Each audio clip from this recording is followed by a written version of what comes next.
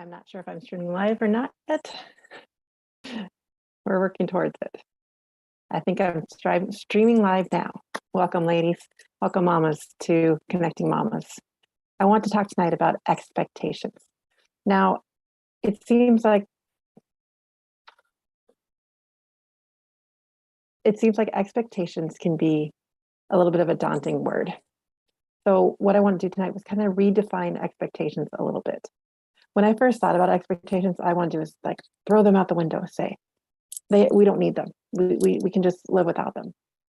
But realistically, that is not going to happen, because if we don't take control of what we're expecting and define it, then our subconscious is going to do it for us. And then we're going to be disappointed because we didn't pick out what we really wanted. And we let our subconscious do it without being intentional about it. And then we are disappointed. And so that's where we start tonight with expectations. I'm Michelle DeKaiser, and welcome to Connecting Mamas, as we grow together and learn how to connect, because really connection is the key to expectations, to all the aspects of check-in, because when we do it together, when we talk about it and we understand our expectations and we communicate them with each other, that's when we can find our true selves. So let's start with expectations. We look at, what are we thinking right now? How do we feel? What do we want to happen?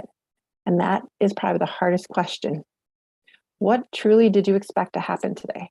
Did you have any expectations, or you just woke up going, I'm going to get through the day? And that's the problem, is if we didn't set ourselves up for things to happen, of course, things are going to get in our way, things are going to change, but we didn't even define it for ourselves. And that's where we want to explain what expectations are. I want to read you guys a quote from Brene Brown. Don't have it off the top of my head, so I'm going to look over at my screen right now to read it to you guys. But she writes, a way to maintain expectations and stay optimistic requires more courage and vulnerability if we examine and express our own expectations. Because if we don't actually look at those expectations and we just think, okay, this is the way things are going to happen, they generally don't happen that way. For instance, one of the examples I like to talk about is if you were going to ask your kid to clean the kitchen counter, right? Say, can clean the kitchen counter, and you walk away and you said clean the kitchen counter, and you turn around, and my daughter has done this where she's just like taking the rag and like slapping the counter like this, slap, slap, slap. I'm like, that's not how you clean the counter. But I never expressed my expectation to her to what it meant to clean in my head. I didn't match it with hers. As Brene Brown puts it, to paint it done, because you want to make sure that when you have that conversation with the person, that you say, what are you thinking? And then make sure they can respond back to you. So if I said to my daughter, can you clean the kitchen counter? I'd have to ask her, what does that mean to you?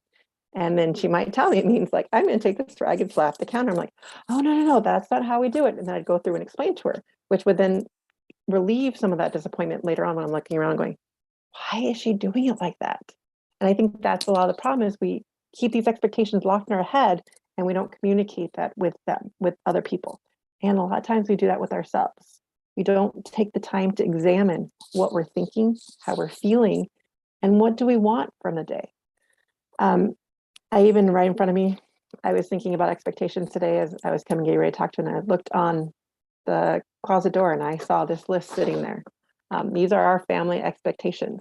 And I specifically, when we made these, didn't use the word rules, and I used the words expectations. I mean, this is what we're striving to meet in general. And so number one on our list is listen to each other and respect their ideas, because that is the expectation, that we're going to take time to listen to each other. But I could say to my kids, be at the when we have our family meetings, that if they start talking to each other and getting disrespectful, I can go back to those and say, those are the things that we defined as a family, because these are what we expect to happen. Of course, expectations are not always going to be met, but does that mean that we just say, okay, well, let's be done with them? Then where are we left? Jay Shetty, I'm going to read one more thing to you guys. Jay Shetty says, when we have false expectations about what someone else can do for us, that is when we feel let down. We didn't define or set standards for the relationships. We didn't explain what we wanted, or maybe we didn't take the time to think about what we wanted. Again, we have to set that intention and actually set time to think about, what do we really want? and then express those to ourselves and to others. A lot of times we put these expectations on ourselves and didn't even realize we did that. And then at the end of the day, we're mad because we didn't do this, this, and that, instead of focusing on the things we did do. And then even looking at why some of the things that we did get done, but was those high in our priorities to do? And so expectations really does become key. And it seems like such a negative word, but it also depends on how you look at it. Like I said, I just wanted to throw them out the window and forget about them. But we can't do that, because then we let our subconscious take over, and then that's when we're disappointed. So what I want to challenge you to do is think about tonight, what do you want your day to look like tomorrow? What are the things that you feel like you need to get done, and why? What is that why behind it? And here's the trick. Here's the key though. Set yourself for a good expectation. Set yourself up for one thing that is going to bring you joy or happiness tomorrow. What is one thing that you can plan and expect to do in your day for you, just for you? For instance, tomorrow, I'm going to try something new. And what I invite you back here is I'm going to go to start a new, we're starting a new workshop called Workshop for Moms, and it's going to be a 2-hour long thing. And I'm expecting and setting myself up to try to have fun with that and not put myself out there and saying, oh, I can't do this. I don't want to do this. Because ultimately, what I realize is one of the things I want to do is I just want to work with moms. I want us all to figure out what are our passions and how do we get there. And so I'm expecting tomorrow, set myself up to have fun doing this, because you know why? I get to do it with other moms, and we get to serve the moms to come join us. So if you choose to, at the bottom below, I'll have the link tomorrow for tomorrow's event through Eventbrite. It's free of charge, but just come join us. And let's see, what comment below if you want to tell us what was your expectation of something fun tomorrow, just for you. Set yourself up for that, and have a good night.